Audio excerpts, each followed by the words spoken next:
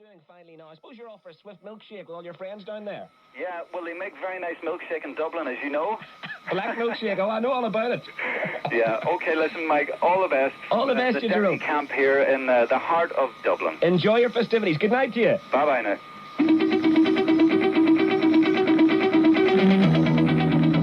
Thanks very much indeed, Jerome.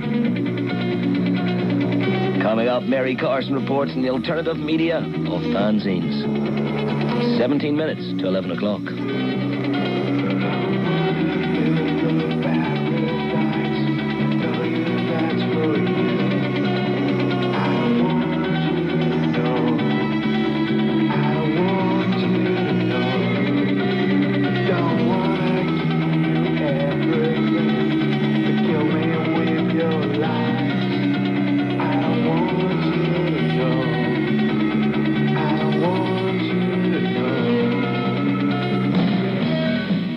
Not that you would know it, but the Flowers of Romance are Greek, from Piraeus to be precise. However, their music, like that of hundreds of other bands, has become international thanks to an underground cassette network. Music and Elsewhere's catalogue is contained in a fanzine which lists 12,000 subscribers all over the world, and it is only one of thousands of A4 publications sold globally every day. They cover subjects as varied as music, society, politics, sex, and sport. Fanzines have been around for years and years. I mean, they started out back in the 30s as science fiction things. Basically, fanzines are about people getting out and creating things themselves. So as long as there's been facilities to print, they've been around. It's about wanting to create rather than just consume.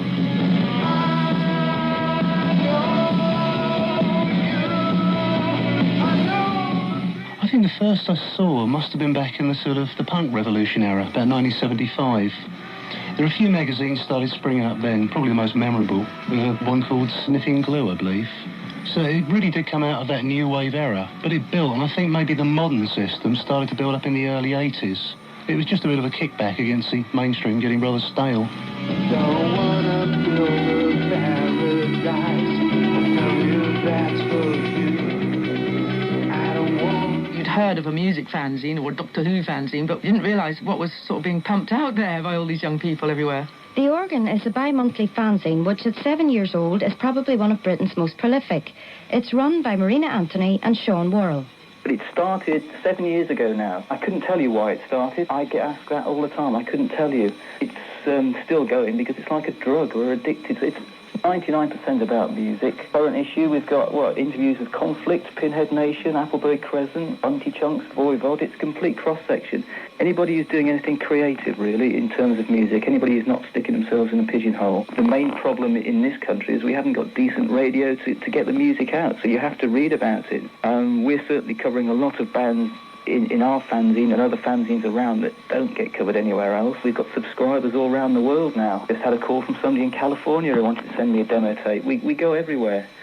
In terms of who reads it, I really don't know who reads it. We've got a complete cross-section there again. Because we're not stuck in any one pigeonhole of music, any one little safe area, we go everywhere. We can sell it at any gig that's going on any time. I mean, 90% of them are sold on the streets in London.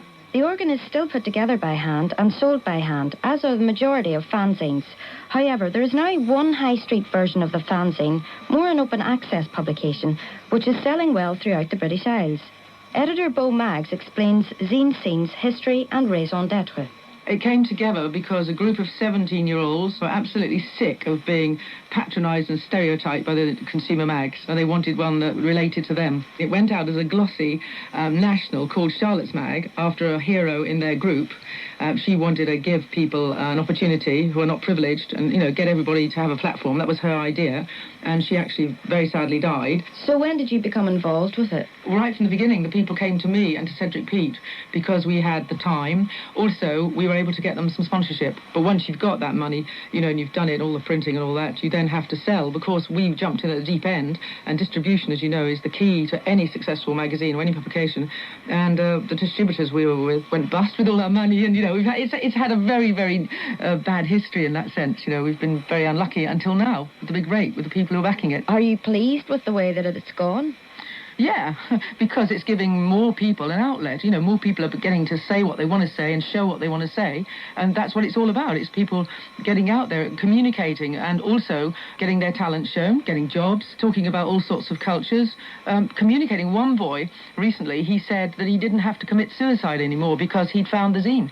He now knew he could connect with people. He was totally alone. And, you know, teenagers are very often think they're alone, and now they're all connecting. It's about everything. It's massive, the zine, and it's incorporating every culture there is. There's no slant. But surely a magazine which claims the ethos of a fanzine as its foundation is compromising free speech by becoming commercial. Sean Worrell and Bo Maggs. Unfortunately, at the moment, the system, how it's happening now, through distributors, through a backer, you've got to have money to get out there. So it's commercial in the sense it's got to make money to get out there. But you can still have your independence. Because I think that in the end, the fanzines will have their own distributors, you know, massive. You know, they will be independent from the main ones. They might even have their own wholesalers.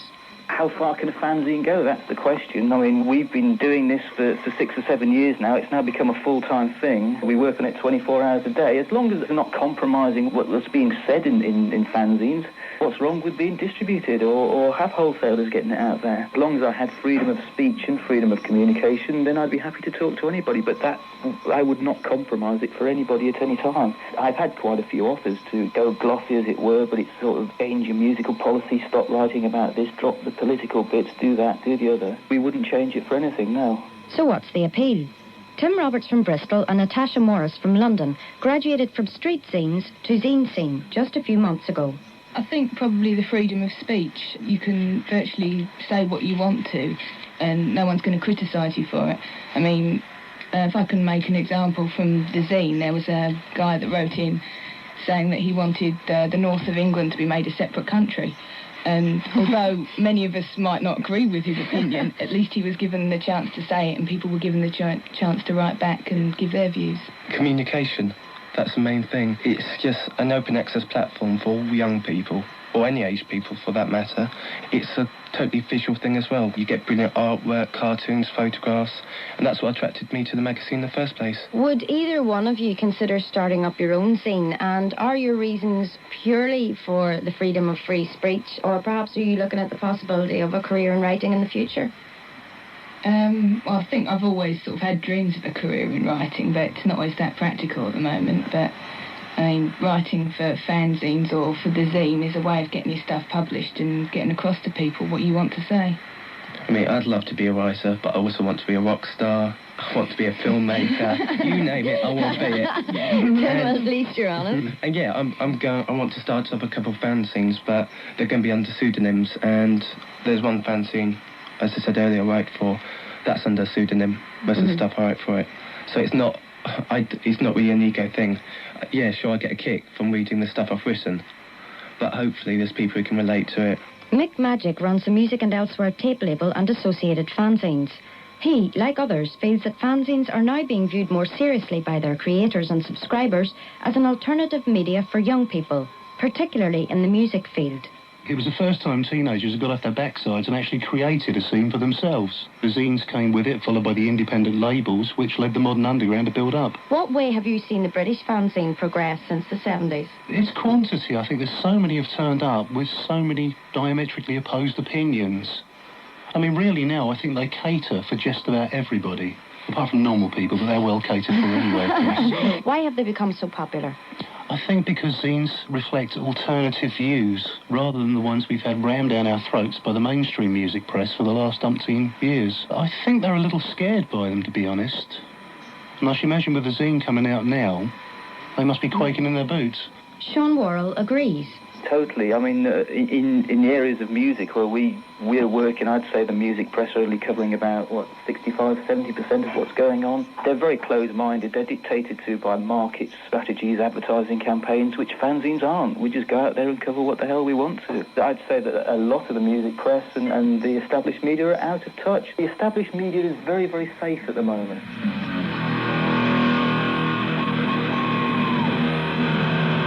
Basic bottom line is there's no rules, and don't let anybody tell you there is. MSC reporting on fanzines. You're listening to Across the Line. The time is 8 minutes to 11 o'clock.